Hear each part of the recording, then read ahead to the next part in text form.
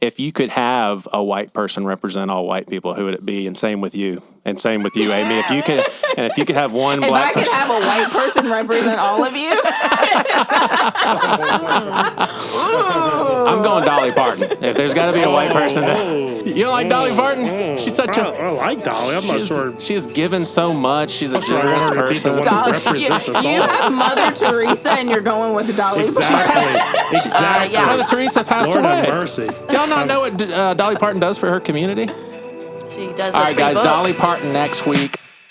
Just because I don't believe or agree doesn't mean I can't learn from you. Why did you have to bring that up? Okay, that one I'm super embarrassed about. Do you like me? Do I like you? Yeah. As an individual or as a podcast? Just as a person. No, I like you. Okay, cool. Yeah. Cool. And I don't have any interest in appearing to be stronger than I am. I ain't bow to Nebuchadnezzar's statue. He gonna lead. You feel me? How do we love people who see the world differently than we do? What would it look like if we truly loved all of our neighbors? Could listening to their stories be the first step? This is Seacoast Church, and there's way more to talk about. I mean, Amy, like, she will be talking about something serious, and then she goes comic and doesn't change the tone or anything. So I'm like trying. That's true. And it's I should funny work on that. Well, no, I do that. on that. I do that to other people. I was about to say, it's a taste of my own medicine. Yeah. That's a taste of my own. Yeah. Well, welcome to the Seacoast podcast, everybody. We are here with Amy Worley, Roy Jacques, Lynne Stroy. Roy, are you still upset about Amy joining the team? You did say that you wanted to. Hey. Did you have to put me on the same side as her? All right. Theology. I studied theology too, but you're the smarter one. Lord. If she talks about what she fasted, because we're wrapping up 21 days of prayer and fasting, does she lose all the blessings and all the good that came out of it? If I were to ask her what she fasted and she tells everybody, you don't have to, by the way, because that's your own daggone business. But if she answers my question, hey, what'd you fast? Because it's pretty unbelievable, and she says it, all her blessings are gone. She has to start all over, do another 3 weeks. All gone. Oops. So there's no way you're going to tell us then if...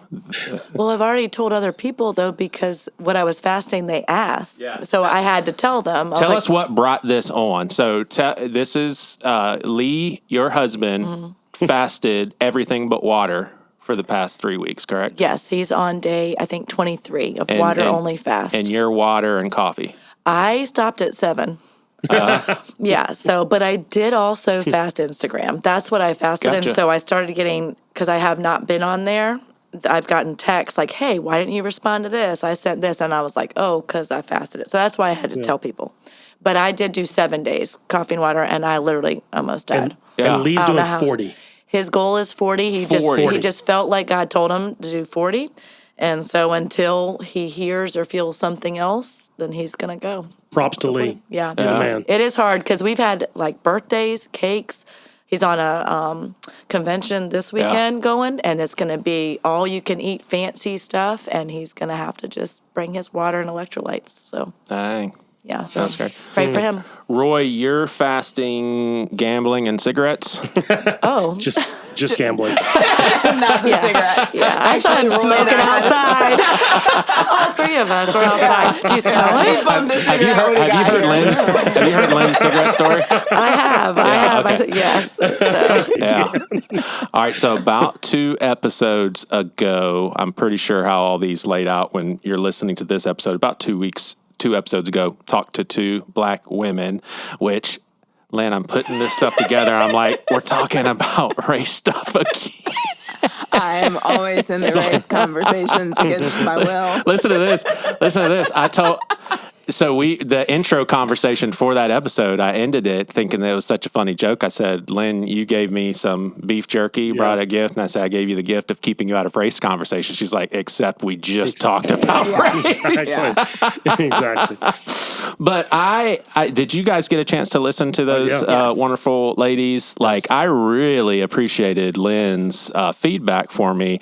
And just some behind the scenes. I mean, I don't know if you can, I'm pretty laid back, and it's just basically my demeanor, and I was still in this situation. But when I listened to the initial recording, I mean, I'll say this, that what you guys heard, there was definitely just some bad podcasting deleted. Like, it just wasn't good conversation. That was on me.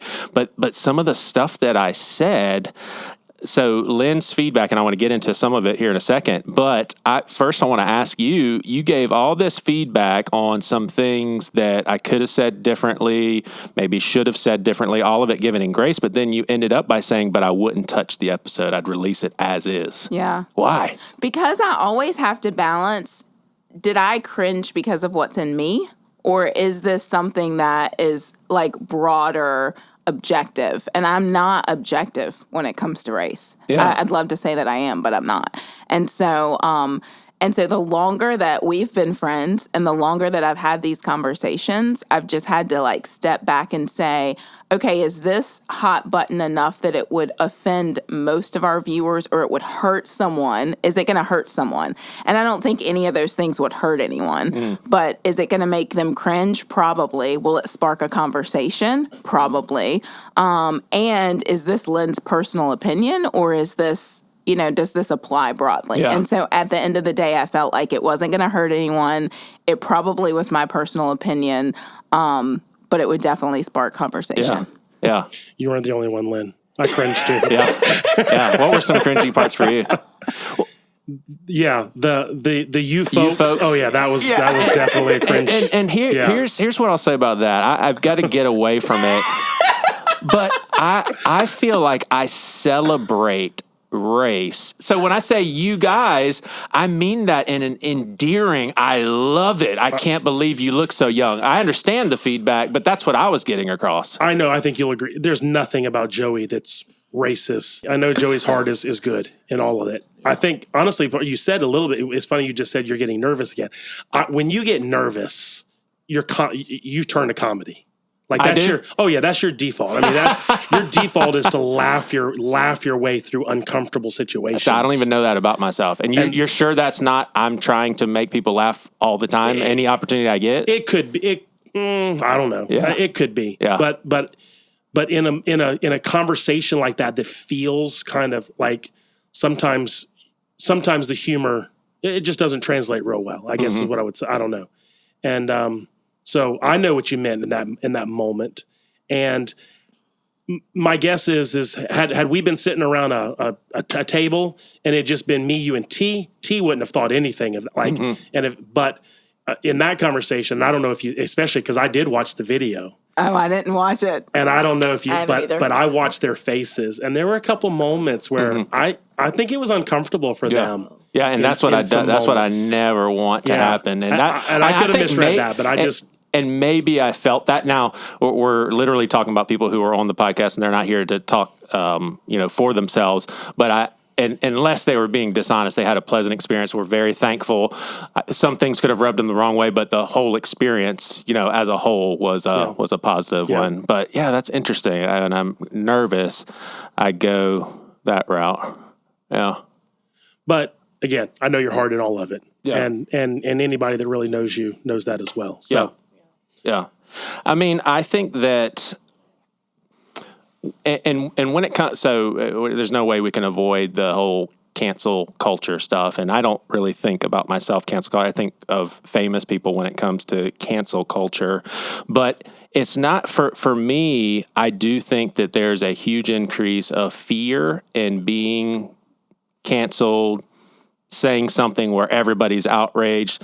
For me, it really does go to, I don't want this person to be uncomfortable or to take something the wrong way. But I also have to be honest that I am now a product of what society has been for the last 10 years, and it's in the back of my mind, and I just can't help it. 100%. So when I'm in a conversation like that, I would have never had that conversation without you and T there. Never, because I feel like, obviously, I'm sure those ladies love me. We're part of the same church, but I feel like y'all are my advocates who can watch my back. And if I were to say something Real. That's right. You weren't part of that conversation. Yeah. She was. Remember, you gave her a gift. Yeah, that's right. That's right. Of not being a part of the conversation. Right. But just talking about it before and after. And So I did not cut you a break nice. at And all. now pulling you into the debrief. Yeah. Good job, Joey. Yeah, I mean, do y'all think that it is so I feel that we are more sensitive as a culture, and I mean that in a good way, like sensitive towards others and their feelings. But do you think that we've also created an unnecessarily paranoid culture? And can we get to a more caring culture without the paranoia? Yeah. Well, and part of that is in anything we do, there's going to be an extreme, so people are going to take anything, where it shouldn't go or too far. But even as believers, there's always that dying to self. And so even when you're like having a conversation, the point isn't, am I being politically correct? The point is, am I hurting somebody in front of me? Yeah. But if you're uncomfortable and it happens, you also know we're going to hurt each other. Like that's who we are. But being able to be in relationship to discuss it, to be able to, if I'm offended, to say, Joey, I'm offended. Yeah. To be able to say, hey, I said this. Did it rub you? Like you texting me and saying, hey, will you listen to this and tell me what you think? And being open to feedback. Right. And so I think that is the difference for believers is that, yeah, we're in this culture, but we don't have to be defined by the culture. We can just approach those things and think, okay, how do I interact with people who are not like me? Right. Right. I think the hard part is, and even the point I'm about to make is even part of the stereotype, is we got to remember that what offends one person isn't necessarily what offends everybody. Yeah. Again, that would be the stereotype, like, oh, well, if Lynn's offended, all black people must be offended. Well, that's not the case. Lynn can be offended. It could rub her the wrong way. I don't like to joke. I don't like to joke about race. It's just something I don't like to. Because again, number one, I know what was in my heart at one, in growing, I know what I experienced growing up and so I don't even like to joke about it. So I have a problem. But other people, they're fine joking about it. T's one that he's fine joking about it. And he and I talked a lot about this. I don't even like to participate in that, but he does. And he thinks it's funny. We had a case recently, right? From the platform, one of our own speakers, made a joke, and I didn't appreciate it personally. I know a lot of black people that they thought it was the funniest thing in the world that he said that, and so we can't assume that just because one person's offended by something that everybody, yeah, yeah, we're all individuals, and y'all talked about that a little bit on that on that podcast. Lynne doesn't represent all black people, yeah, and she's an individual who has and if I know something offends you and bothers you, then my responsibility is certainly not to do that. Certainly not in your presence. Yeah. It'd be one thing if T and I want to joke about something, but I know it offends you, then I can joke about that there, but I don't joke about it in a situation. Does that make sense? Yeah. Mm-hmm. Do you agree with me? Yeah, I do. For the most part, because I do, I don't represent in the same way that I can't say Roy represents every white man, right? In America. And so it is an individual thing. But then that goes back to the relationship of you're not going to do something with somebody in close proximity that you think might rub them the wrong way. But also keeping the tension of you're not going to know all the time. I told you in that text, if you had said that to me, I would have been like, black don't crack, right. And it would have been I would have made that joke. But again, me, and it's a different dynamic. And there are people that I wouldn't say that to because that relationship isn't there. So it really is a one-on-one. It can't be collective. Right. If you could have a white person represent all white people, who would it be? And same with you. And same with you, Amy. If you could have one black person. If I could have a white person represent all of you. I'm going Dolly Parton. If there's got to be a white person. You don't like Dolly Parton? She's such a... I like Dolly. I'm not sure. She has given so much. She's a generous person. The one that represents us all. You have Mother Teresa and you're going with Dolly Parton. Exactly. Mother Teresa passed Lord away. have mercy. Do y'all not know what Dolly Parton does for her community? She does. All right, guys. Books. Dolly Parton next week on. Hey, all joking aside, I think it's pretty neat. We're going to be talking to Wendi Lou. So if you're a Little House on the Prairie fan, and I know Lynn knows this. Did you find out in Israel? That's my all-time favorite show, like by a mile. Love Little House on the Prairie. Yes. But some people don't know Johnny Cash stars in a Little House on the Prairie episode from beginning to end. He plays a guy down on his luck with his family who acts like he's a preacher, goes to Walnut Grove, the local town, and tries to get money from What was his name? Man in Black, I think. Because that sounds familiar. Oh, okay. You look so excited. I do, because I want to go watch it. Because we just watched Walk the Line, and so Johnny Cash is all just fresh right now. Yeah. Oh. All right. So this is where I'm humble, and I'm going to let Lynn describe how gleeful I was in this conversation coming up. I was pretty gleeful. Oh, yeah, you were. Yeah, I was excited. You were really excited. We had to calm him down before we started the recording. About the Little House on the Prairie? Baby Grace on Little House on the Prairie, the actual kid that I saw at the Ingalls table. Yeah. I mean, of course. All right, so Wendi Lou, Baby Grace on Little House on the Prairie. Awesome. Thank you, guys. Lynn, honestly, thank you for helping me out with all of that stuff. Anytime, Joey. All right, Wendi, it's Wendi Lou Lee, right? Yes. All right. So let me tell you this. We've had a platinum selling artist on here, Brian Welch of the metal band Korn. I'm a big hip hop guy, and we've had Grammy award winning hip hop.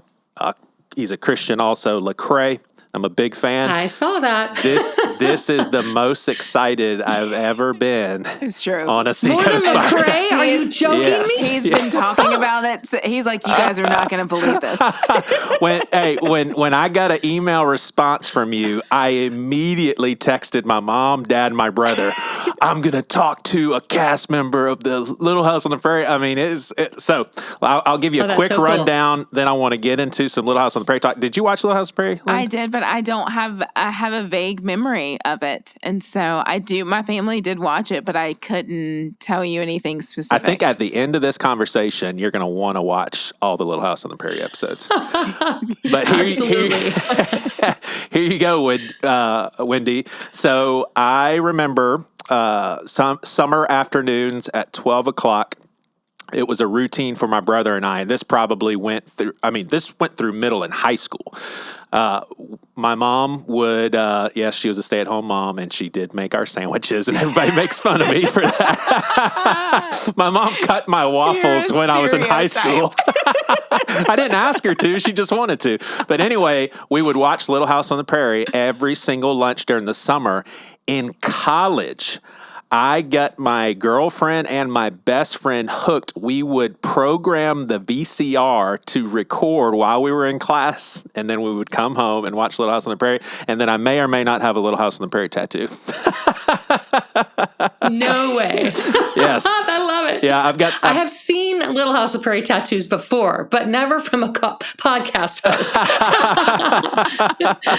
Well, why don't you tell our listeners who you are on Little House on the Prairie, first of all. Yes. Hello, my name is Wendi, and I played Baby Grace Ingalls. That is Michael Landon's youngest daughter. I appeared on the show from season 5 through season 8. So like the second half of the series. Yeah. Yeah. And so I was reading on your website how it seems as if you watch Little House on the Prairie similar to me as far as just loving it, but you've got to see it through a different lens, because obviously there's some episodes with you in it, but I am curious, like what are your memories of being on the set? Because and my brother pointed out to me that I think you and I are just days apart as far as when we were born, and it was great context, because every time I see you on Little House on the Prairie, I'm thinking when this episode came out, that's how old I was. You know? Oh, do you have memories? Yes, I do have some, but I kind of explain my memories. They're kind of threefold. One is that we were there. Okay, I say we. I better make this clear. Yeah. My sister and I, Brenda, we are twins, and we shared the role, as was very common on Little House and other shows when you were using very small children. So, but we were there, so we remember things. But also, like you said, I watched Little House on the Prairie my whole life. I remember my very first time actually remember watching it. I was about 4 years old, and I couldn't believe that we were on TV, And then my mother just has been telling me stories for my whole life. And I feel like every time we're together, she tells me a new story. So I have various ways to remember, and sometimes they get blurred. To be honest, I'm thinking, did I watch this? Did I hear about it? Or did I actually experience it? So I remember a lot through a lot of different avenues. I guess that's what I would say. Yeah. I think I can relate to that because there are days in my childhood that I remember, but there's also photographs of that same day. One of them that sticks out in my mind is my 4-year-old birthday. There's a picture of me and my dad napping on the couch together. I remember that day, but I also looked at photo albums my whole childhood, so I don't know if I really remember that or not. All right, Lynn, and to the best of your ability, describe what kind of show Little House on the Prairie is. Like, just snapshot, if you had to guess. Like, what kind of show? Like a family show. Family show? Yeah, I just think of like family, and like by the end of the episode, something was solved and everybody felt good. Yeah, tearjerker kind of stuff. Was it pretty intense? Yep. I don't remember emotion. All right. But I am younger than you. Yes. And you guys were 4. Yes. All right. So I'm going to dispel a common misconception about Little House on the Prairie, because and it's funny, Wendi, when people ask me my favorite TV show and I say Little House on the Prairie, they give a double take, and then I think they think that I'm joking. And I'm like, no, for real. But a lot of people just think it's bubblegum and roses, happy-go-lucky, surfacey, everybody's smiling and everything. Check this out, Lynn. There's an episode where a main character gets mauled by a grizzly bear. There's an episode where a main character gets kidnapped by the James brothers, Jesse James. There's an episode where a main character gets shot, put in a coma. His dad goes after the bad guys. There's this will blow your mind. There's a 2-parter where there's a dude with a clown face who sexually assaulted a young girl, and she was pregnant. And then her dad saw her as, kind of spoiled goods and rotten, even though it was done against her. There is an episode where a dude loses his mind, kills his wife and kid, and then takes the main characters hostage. And then there's an episode with Johnny Cash. And then there's an episode where one of the main characters is hooked on morphine. Wow. And Michael Landon and the writers and the producers, they dealt with racism, I think, in a way that was ahead of its time, big time. They addressed equality between male and female. And what's crazy is, I was about to say, do you remember the episode? Of course you do. But the one with the James brothers and the debating in the classroom about the Civil War and both sides and everything. I mean, if that is not a foreshadowing of the polarity that we have today, where we do not try to understand both perspectives, and that's what daggone Miss Beadle was trying to teach the students. Learn from other people's perspectives. Right, Lynn? Incredible. You're amazed right now how excited I am. He's not kidding when he says he's been the most excited about this. Do you have any favorites, Wendi? I have to add one thing to your list, and that is that Ray Bolger, who played the Scarecrow on Wizard of Oz, was a common guest star, and that is huge also. That's right.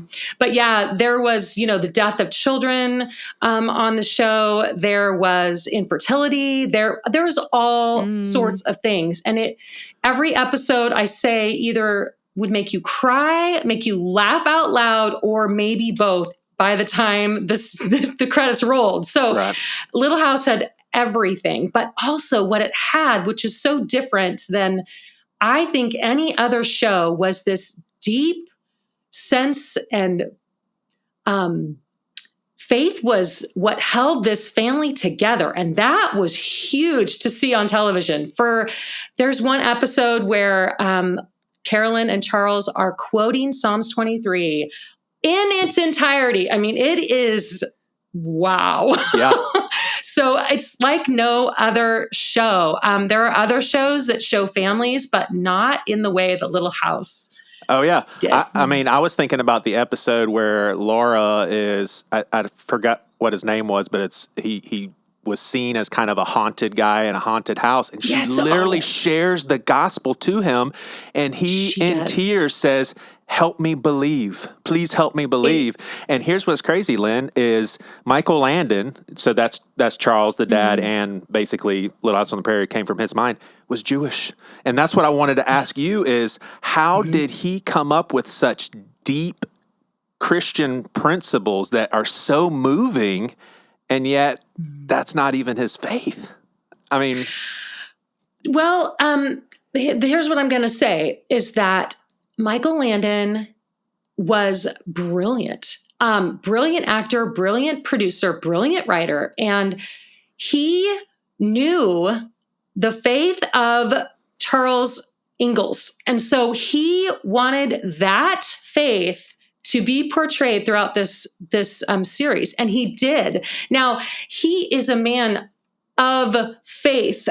He was a spiritual man. That doesn't mean that he was a Christian man, although I don't know how he could write the episodes that he wrote and direct what he did without, having a very high view of God, for sure. But he was an actor. Actors are brilliant and they convince us. People go, he had to be a Christian. And I'm like, well, he didn't have to be. He's just a brilliant actor, but he was a great guy. Yeah. How'd you get the role? By chance, how did really? you two get the role, I should say, you and Brenda? Yes. Okay. So there's kind of this unknown story is that when baby Grace is born at the end of season 4, it is not us because they had not found baby Grace yet. And it had to be twins, and they had not found twins because I don't know many 6-month-old twins that have headshots and have an agent. So that's where the trouble came in. And my grandmother was friends with Kent McCrae, who was the executive producer, and Sue McCrae. They were married, casting director, and they played bridge together, and they were having lunch one day and, talking about Little House. Because what else do you talk about in, the late 70s? And they can't find a baby Grace. They don't. Yeah, there's nothing else to talk about. Yeah, but my grandma was very much like a, kind of little groupie of like, so what's the show? What's going on? And my grandmother said, well, what about my granddaughters? Are you kidding me? They're twins. They've got blonde hair and blue eyes. And she said, oh my gosh, you're right. And so they showed a picture of us to Michael Landon, and he said, bring him in. And we met Michael Landon, played on the floor with him for like 3 minutes. And he said, these are my girls. Dang. And that was it. Wow. Did you find out later what went off in his mind that made it so convincing for him right off the top that you guys were the ones? Did you ever find out what clicked? Well, I'm just going to use my deductive reasoning, but he didn't have any other choice. And we were... That's a very humble answer. How'd you get the role? We showed up and he didn't have a choice. Well, there were no other twin girls that fit the criteria. And I think the playing on the floor with us was, are they going to be okay with strangers? Like, are they pleasant? Like, can they, just relax? Because, some 6-month-old babies, they sit on the floor with a stranger and they're like, get me away. Mm-hmm. And I don't think Michael Landon had very much time, to be honest. I think this was like crunch time. We have got to get this settled. So, it was the grace of God. Like, he really, for some reason, chose us to be baby Grace. Yeah. And I can't really explain that. Yeah, and I was wondering, so the third, I think it's the third oldest sister, as I'm saying, yeah, for sure, Carrie, they had the same thing going on. There was two actresses. Is that because kids are so unpredictable in their temperament and mood and that sort of thing? You want to have a backup? Like, what's the deal there? No, it's not that. The reason is the child labor laws. So when you are 2 and under, you can only work 4 hours a day, but 2 of those hours are in the dressing room, which sounds funny that the baby has to go to makeup, but you actually do because of the light and the shining and there all these things, getting dressed, all these things take a lot of time. And so that only means 2 hours of screen time a day. And they need more time than that. Especially with babies, because babies don't always do what you want them to do. So you may have to take it, a few takes to get what you want at the dinner table or whatever you're doing. So it's really about the amount of time that they can work. Yeah. Had no 4 idea. hours instead of 2. No idea. Yeah. And there are scenes where either you or your sister are actually crying, and obviously nobody is going to do something to you guys we need them to cry, so let's slap her. But how did they just pick an opportune time that, she's upset, we need her to be upset, let's put her on the camera? Well, almost always when baby Grace is crying, it's me. That's amazing. They realized that I was a little more shy. I was a little more scared of the lights. And so if there was a series of shots that either they wanted baby Grace to cry, which sometimes they did, or if it was okay if baby Grace cried, well, they would schedule me for those times. There was one time, it's like the famous baby Grace meltdown on screen. And it's me, but the way they planned this because they wanted it to be very obvious that Pa could not handle the children. Right. And he made food that you hated, right? They put pepper in my oatmeal to my make me gosh. cry. They asked my mom, and she said it was fine. That's why you didn't want to eat Pa's food. Now I know. Ever again. I never ate from Pa again. So people say, how did they get you to do that? And I said, no, that was real. That's awesome. Oh, that is so good. That is so good. So who are, and hopefully you enjoy talking about Little House on the Prairie because we're talking about it a lot. We'll move on here in a second. But I do have some selfish questions that I got to know for myself. But who are you close to now? Because I see that you guys have reunions and you are at such an age to where I don't think there was correct me if I'm wrong, it doesn't seem like you can have a whole lot of relational/emotional connection with adult cast members when you're the age that you were. Exactly. Yes. We didn't have much interaction with the cast. I will say that obviously Karen Grassley and Michael Landon were my parents on screen, so I hung out with them a lot.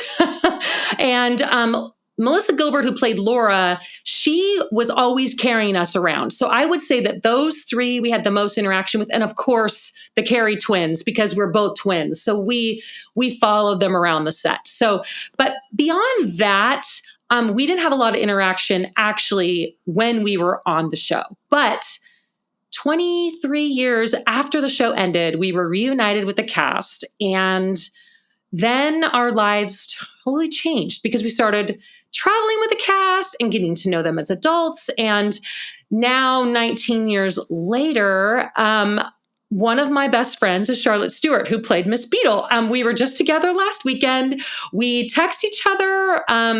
We stay in a hotel room everywhere we go. I kind of take care of her. She takes care of me.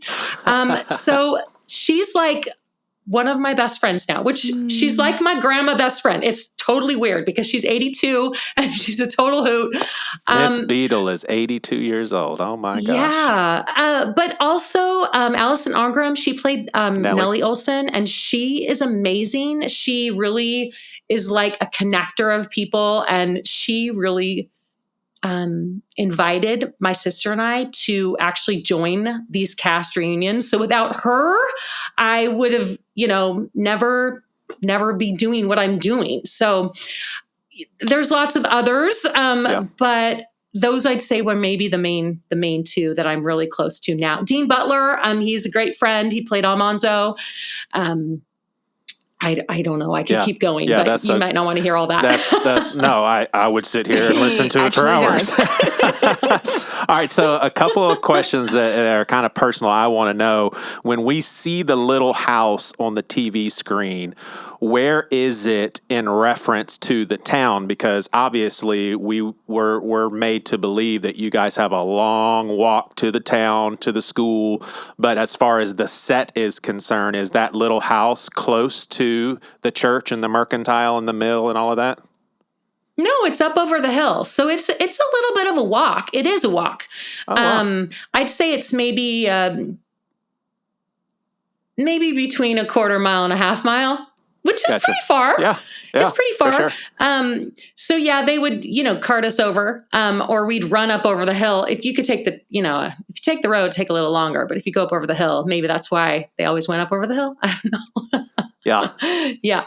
Yeah. Mm-hmm. And there's actually going to be a reunion in March in Simi Valley, which is where it was filmed. And you're going to be able to go out to where they filmed it. And they're actually going to put up the buildings of each where they actually were. And you can walk through the town, which is super cool. Wow. That is cool. That is super cool. Do you have any keepsakes from the set, or any, personal memorabilia from your time? The only thing that I have from the set is this little chair. And there's a story that I talk about in my book about the time when I climbed up into one of these big chairs and fell out of the back. And within 2 or 3 days, we had these little blue director's chairs, like the size for a 2-year-old, 3-year-old, with our names on the back. So I have my chair with Wendi on the back.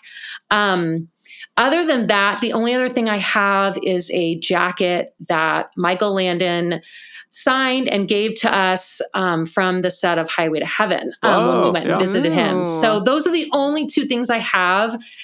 So property, costumes, all of those things were not owned by you. They were owned by NBC. So these things would, move on to appear in a different show. So most of the people that have those things, literally shoplifted them off the set.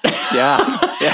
Unless Michael Landon personally gave you, I know Almanzo Dean has the hat, and Michael gifted him with the hat that he wore, and then he actually got the hat that Michael wore. So he has both of those hats, which is amazing. Yeah. But that was because they were gifted to him at the end when Michael said, "Who cares? I'm just taking them." Yeah. Yeah. Why was it that Michael Landon wrote him and Karen Gressley out of the show near the end? Was it to just spark some new interest because of ratings going down, or what was the story behind that? Yes.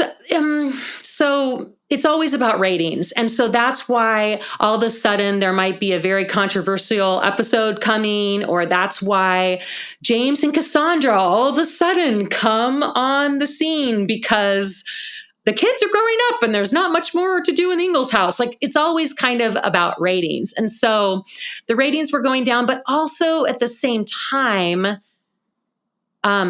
Michael Landon was ready to move on to his next show, which was Highway to Heaven. So he's always thinking forward. And so season 9, which was the season where, Charles and Carolyn move away, is this reboot. And it's supposed to be the story of Laura and Almanzo, and they're the main family. Does that make sense? Yeah. And so it just didn't work. And it's hard and sad that it didn't work, but I don't think people could get over the fact that Ma and Pa were gone, and they just couldn't embrace it the way that they did before. Gotcha. So it was really about Highway to Heaven beginning, and some of these actors were ready to move on. Sure. 8 years is a really long time to be on a series.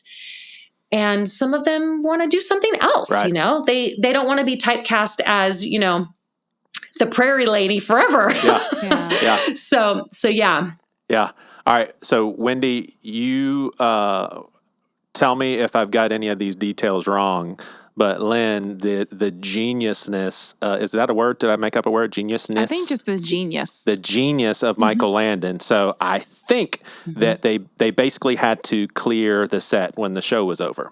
So listen, they made a special movie where this really horrible guy comes into the town and basically, plays around with the law and legitimately owns the town and says, you guys can stay. You're just going to be working for me now. And they're like, are you kidding me? So it breaks their heart. They're like, we don't even own this town anymore.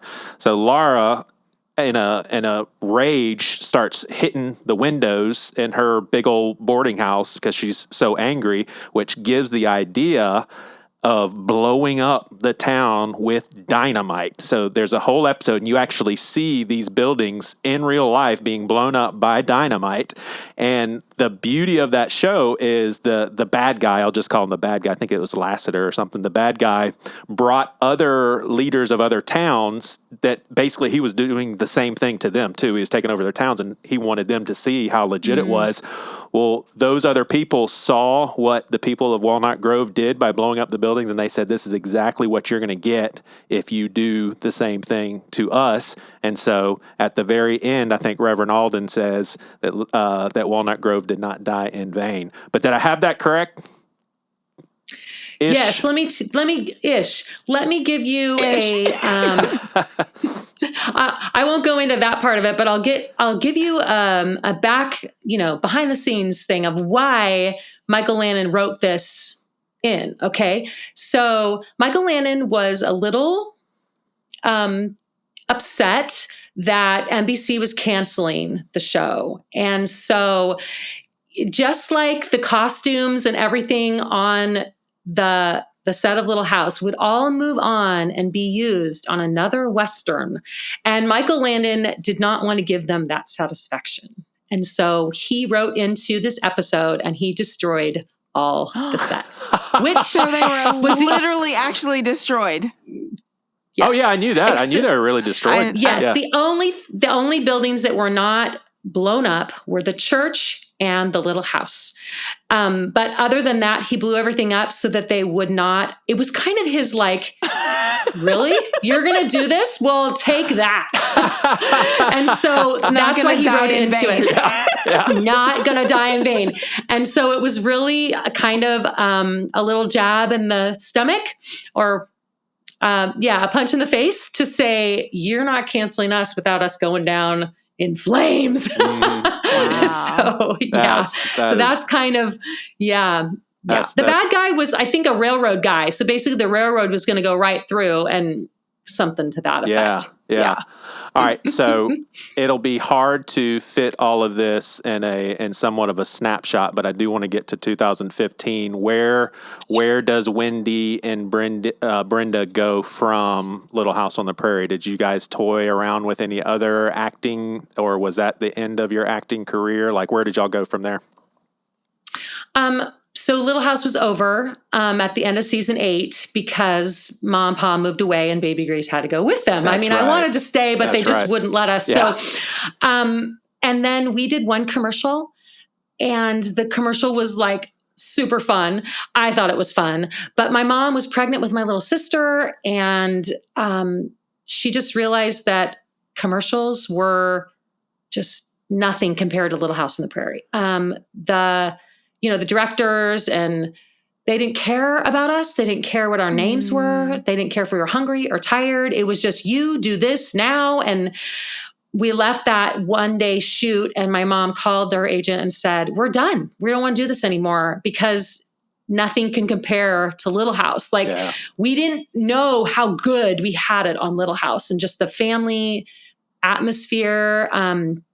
And so we were done, and we graduated from acting and went to kindergarten. And literally we never, ever did anything again besides, every church Christmas program and every lip sync in elementary school and talent shows. But other than that, our careers were completely done by the time we went to kindergarten. And we just grew up in a normal home with a normal family. I will say that my biological father left in the middle of Little House, and right after Little House was over, my mom married a wonderful Christian man who raised us literally like Charles Ingalls raised his family. And so I just knew that we were going to be okay. You know what I mean? Michael Landon really like taught us what a family was and what like the foundations of what family looks like. And so I couldn't believe it when I was 6 years old and I had a dad who came home every night and we ate dinner together, and it was like Little House. Wow. So that's really and we just, moved away from Hollywood and grew up like normal. Yeah. Now as a grown up, do you look back on that with Thanksgiving that you weren't in the spotlight all these years? Like, do you prefer? I mean, you can't know, I guess, because you only had one life experience. But are you glad that it happened that way? Yes, I respect my mom so much because our lives would have been so different, and I don't know what would have happened. We lived a very simple life, and I'm grateful for it. Yeah. Yeah. All right. So 2015, what was your life like?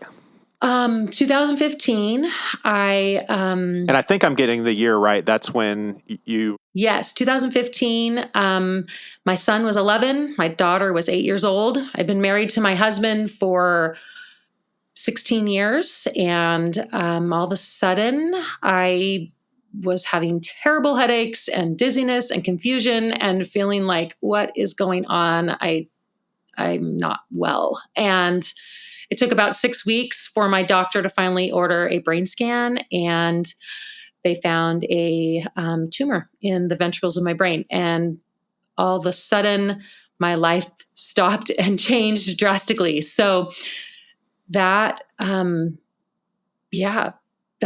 kind of how it started. About 11 days after I got the diagnosis, I had surgery, and the surgery was very successful. It was a benign tumor, which is very good news. I woke up and I remembered everyone. In fact, I woke up and my stepdad said, "How are you doing?" And I stopped and I thought, and I said, "This is the best day of my life." Yeah, it was like one of those where you wake up and you just can't believe you're alive and you can't believe that you remember everyone, and just being so grateful that God had he wasn't done with me. I guess it was this, okay, so what is it that you want me to do now? That's kind of how I felt. And also I was not in nearly as much pain as I had been. So it was just this total relief. Yeah. And so what kind of risk was there? So you're saying it was benign, but it's still having to do with your brain. So it sounds like there was potential for you to have some pretty severe memory loss. Yes. Anytime you do a craniotomy, which basically means they cut your scalp open, go through your skull and go into your brain matter. Anytime that happens, it is a risk. And we didn't know it was benign until about a week after the surgery. So even before the surgery, we're just praying, please, God, don't let it, please, let's not make it be cancer, because then not only you have to endure the surgery and the recovery, but you also have to endure chemo and radiation and just all that. It's a whole second journey. So there's always a risk. Probably about a week before my surgery, we're sitting at the dinner table and I told my kids, this is why Mom's been in bed so much. This is why Mom's forgetting everything. I have this tumor. And my son looked me square in the face and he said, "Mom, are you going to die?" And I said, "Honey, I don't know." Gosh. I'm very how old blunt was your with son my when kids. he asked that? 11. 11. Yeah. And so I've always been very honest with my kids. And I said, you know what? I don't know. I hope not. But you know what? You have people around you that love you. They're going to take care of you, and I just said, let's just pray that mom's going to wake up and remember you. He was like, okay. And it's funny because my daughter was 8 and her birthday was about 2 weeks after my surgery. And she knew this. And she said, she didn't ask if I was going to die. She said, Mom, can I still have my birthday party? And I said, yep, we can have your birthday party. So, everybody deals with it differently. But there was definitely a moment of like, okay, this is really big. And I don't know what's going to happen. I just don't know. And that's when I think you have to just put your life in God's hands and just believe that whatever he does is okay. And I really had that piece of like, my life is in the hands of God Almighty, not in the hands of a surgeon, not in the hands of anyone else. So I'd never been in that spot before to say, Lord, here I am, do whatever you want to do. I'd never done that. And so it was really a big moment for me. Yeah. How has that changed post-surgery, post-recovery, anything that you deal with in life at that moment of being like, God, I'm in your hands? Like, how has that changed the rest of your life to date? Yes, I'd like to say that in the instant that it happens, I say that, but I do kind of revert back to my old self sometimes, but I remind myself, whoa, God is faithful. Mm-hmm. He's been faithful in the past. He will be faithful now and forever. So I do go back to that experience so many times. It's a lot easier when other people are going through things. And I'm like, no, God's got you, But yes, definitely, I have to catch myself and go, whoa, wait a minute. Why are you worrying about this? Like, God has you. I think we learn from our past, and that's why it's always so good to remember, just Monday. So just 2 days ago was my 8-year anniversary of my surgery. Wow. And I had this necklace that I made, and it said trust on it. And so every year, like the week of my surgery, I wear this necklace because it was like, I didn't take this thing off because it just reminded me, okay, just trust that God's got you. Trust that God's got you. And so I really believe in those visual reminders of remembering where God's brought you. That's good. Yeah. How about physically? Has there been any lingering effects that you'll live with for the rest of your life, or just completely you got out of it unscathed? I have headaches a lot. Dang. So that is definitely my kind of, I feel like everyone has a little bit of a weakness, everyone has a lot of people do anyway. Like, if I don't drink enough water, get enough sleep, if I'm stressed, I get a headache. It's just, it's just like kind of my thing. But my scans have all been clear. I don't even have to have scans anymore. So it's, been 8 years. So really I am totally good, except for that I just deal with this headache thing. Yeah. But my grandma had headaches. My mom has headaches. My sisters have headaches. I don't think that it's totally because of the surgery. I think it's just in my genes. Right. Yeah. When you hang out with the rest of the cast members, and obviously everybody's different, your relationship with them is different as well, but how aware are they of your deep faith in God and getting you through all of that? And is it like, are you known as, Wendy's, Christian and that sort of thing? Yes, I am. In fact, if we have a Q&A and somebody in the audience asks a spiritual question, they all look at me and say, well, Wendi, why don't you answer that one? Yes, they've all read my books. They all know that I am a believer.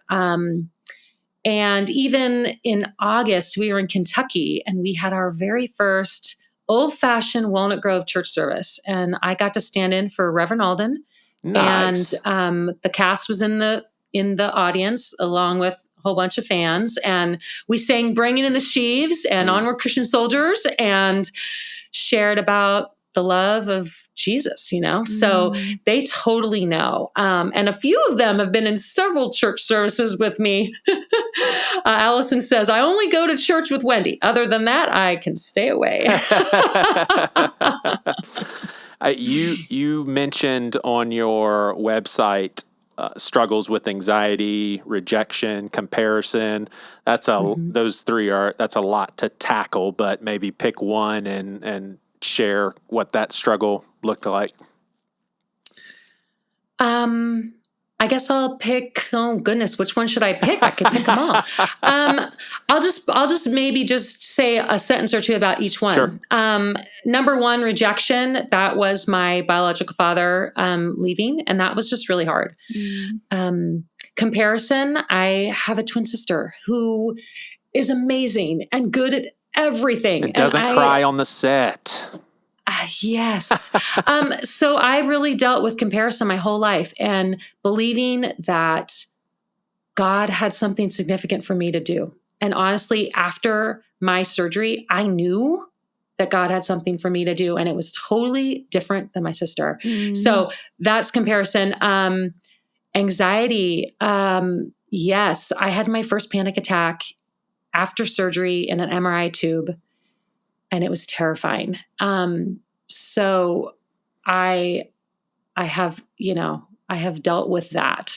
I also have a lot of grief in my life. My stepdad, who was the one who married my mom after the show, he died of a heart attack. I found him. It was super tragic and really stayed with me for a long time. That was in 2006. Dang. So it was about 9 years before. And you found him? I was with him and found him. My mom was gone. It's just, so yeah, there's a lot of stuff. I say that, I experienced a lot of what the Ingalls family experienced, ups and downs, joys and sorrows. And that's what life is, life is a series of those things. And yeah. Wow. Yeah. What initiated, and I don't even know how it happened, when it happened, but obviously at some point you decided to write the devotional based on the series, and we'll talk about Red Tail Feathers as well. But what happened to make you be like, I want to go public as Baby Grace and share my life with people? Yeah. It really started after my surgery, and I wasn't actually writing the devotional first. I was actually writing the memoir, which turned into Red Tail Feathers, because I just felt like God was saying, you need to write this story down. And so I started writing that book, and I went to a writer's conference, and nobody wanted it. But the last night of the conference, I met a acquisitions editor from HarperCollins who was a crazy Little House fan, just like you, Joey. Yes. And she starts talking to me. She's totally fangirling. I mean, it was just hilarious. And then, of course, what you do at a writer's conference, especially a Christian writer's conference, is you always ask, so what do you write? Because that's why you're there. And so I told her, and she said, oh man, I wish I could help you, but I'm a devotional editor. And I was like, I actually have an idea for a devotional. And she was like, so she said, oh my goodness, I want to publish this book. So she ended up publishing the devotional first. And I'm so glad that nobody liked the memoir, because I actually really needed more time to tell the story that I wanted to tell. I don't think I would have done it justice. And I also needed to develop as a person and as an author to even be able to tell the story that I told in the memoir. So as soon as the devotional was published, I went back to work on the memoir, and that took, another 4 years. And then the memoir just came out this last August. So yeah. Yeah. And Red Tail Feathers is about finding grace in every chapter of life. So I go through the chapters of my life and how I have found grace in each one, no matter how hard, how tragic, how beautiful, there's grace in everyone. Yeah. Where sin abounds, grace abounds all the more. Mm-hmm. Everywhere we look. What's red tail feathers? How'd you come up with that title? Well, you will find out in the intro chapter. There you go. Basically, there you go. Basically what happened is the week after my surgery, we went to find out if the tumor was cancerous, and my husband and I we got great news, but we weren't doing too well. We were not on the same page, and we're sitting in the car, and all of a sudden there's this little bird, and I'm mesmerized by this little bird. And the reason is because after brain surgery, your senses are at an all-time high. You see things you've never seen. You smell things that you've never smelled. It is wild. And so I see this little bird, and I'm completely mesmerized. And my husband's like, "What are you talking about? I don't see it." And all of a sudden, the bird flew out from this tree and landed right on the side mirror. And we were like looking at the bird like, oh my goodness. And he turned around, and there are these red tail feathers. And it was like this sign from God saying, you don't even know what's going on here. Like, I have this all planned. You just have to open your eyes and see me in this moment, see me in the tragedy, see me in the pain. I'm here with you. So I really encourage people, what are the red tail feathers in your life? Because God shows up in all kinds of ways. And for me, it was these red tail feathers, this bright feathers sitting there saying, I'm with you. So that's kind of my thing. Where's the grace in your life? You can find it. You just have to open up your eyes to see it. That's so good. Yeah, for sure. And the devotional, when you say based on the television series, do you incorporate like episodes and stuff that happened on the TV series with the devotions? Yes. Because I'm getting both of these books, by the way. I'm going to get them both.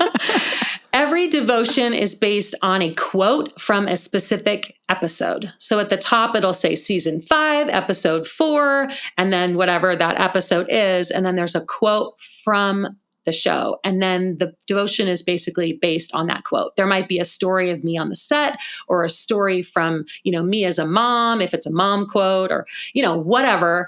And then there's like a Bible verse and some little questions. It's just, like a typical devotion, but it's definitely for the Little House fan, because if you haven't watched the show, you're not going to get it. Yeah.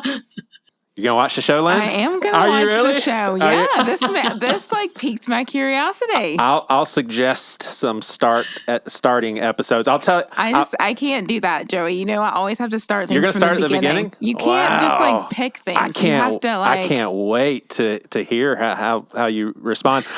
Wendi, I was thinking of some of my favorite episodes. There's no way to reduce it down. I mean, there's so many, but some of the low-hanging fruit was the He Was Only 12 two-parter. Mm-hmm. So basically, one of their adopted sons runs into a bank while it was being robbed. The guy turns around, shoots him. And so real bad guys. And so Charles goes after the bad guys with his friend, which was a very dangerous thing because they were so dangerous. And but then after that, here goes the Christian theme of everybody is telling Charles, you need to give up. James is not going to come out of this coma. It's done. And your optimism is hurting the rest of the family because they're trying to have closure. And so he leaves the house, goes out into the wilderness, builds an altar, an angel comes out there, and man, when James, Charles' wife, Carolyn, actually goes out there in the wilderness, and everything had already transpired, and James steps away from the altar, and it's just like, oh my gosh, just brings me to tears. I really like the Carrie fell in a hole episode. There's just something about, yeah, it's just, as a kid, I was just mesmerized. I was like, oh my gosh, this is crazy. And one of them that I think a lot of people wouldn't mention, but I just love the racial reconciliation of the episode where they were hauling the explosive liquids, and you had that super racist guy who did not want to work with the black guy. And over the episode, his heart started changing, and it was really because of how the black guy was responding to him. And then at the end of the episode, it's very believable. It's not like this all of a sudden he's just completely freed from all of his racism, but it was so subtly done to where it's just like, oh, he actually got to know a black person, and now that's what you need. You need to get to know people, and his heart was being changed. But I love that episode. Yeah, there's another one that's almost kind of like that one called Blind Journey, and it's when they're transporting the blind kids. That's right. And Mrs. Olsen is the prejudiced one. And so that one is super powerful too. That's right. But I will say, like, you can't get any better than the very first episode, Harvest of Friends, like absolutely tearjerker. You're right. That one is amazing. The Christmas episodes, everyone loves the Christmas episodes. There's 2 different Christmas episodes. So Lynn, if it's the perfect time in a month here or so to watch the Christmas episodes because they're so great. Now, so Wendi, I'm gonna push back a little bit. I consider, even though it's like more intense and not as lighthearted, I consider the Christmas Eve where Miss Beadle sends the kids out into the blizzard. That's the 3rd Christmas episode because it's around the Christmas holidays. But that one is not as lighthearted and fun because she sends them out into a blizzard. My kids were growing up, we always watched the Christmas episodes, but we never watched Blizzard because that one is like Miss Beadle kills the children again, poor Miss Beadle. She talks about that every time we're together, don't watch Blizzard. It's pretty sad, but Banks, Christmas on Plum Creek and The Christmas They Never Forgot, season 1, season 8, those are amazing. Super good. Yeah. Well, we'll wrap this up here. I've got to know if there is this, maybe it's unsaid or maybe you guys actually talk about it, but why in the world did Michael Landon put Mary through so many bad things? I mean, oh my gosh, she loses a kid in a fire. She goes blind. I mean, she gets in that carriage accident. I mean, the list goes on and on. I mean, as a fan of the show and someone who gets the seriousness of it, my brother and I will sometimes laugh like, oh my gosh, can anything else bad happen to one character? Is that something that you guys kind of acknowledge, just all the stuff that happened to Mary? Well, Mary had to go blind because she is a historical character who did go blind. So she had to go blind.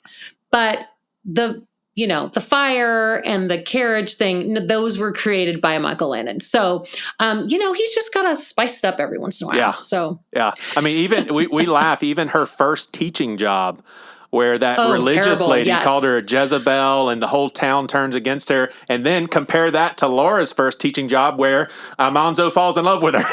It's like there can't be a bigger contrast. Yes. Totally. Wendi, thank you so much. Is the best place, I think you have your stuff on Etsy, right? I do, yes. I have a shop on Etsy with like all of my prairie things that I take to events, yes. Yep. That's where you can find my book and everything. But you can find my book anywhere, Barnes & Noble, Amazon, wherever. It's great. My website, come see me on my website. Yep, we'll have it all in the show notes. Yeah, ministry to Little House fans. So, yeah. Awesome. Well, I think you know that it has been an honor to meet you. I really appreciate this time. Thank you. Thank you so much. It's been so fun. You've been listening to the Things You Won't Hear on Sunday Seacoast podcast. In the show notes, you'll see a link to our Facebook group page. Also, we'd love for you to consider subscribing so you get these episodes downloaded right when they come out. Thanks so much for listening.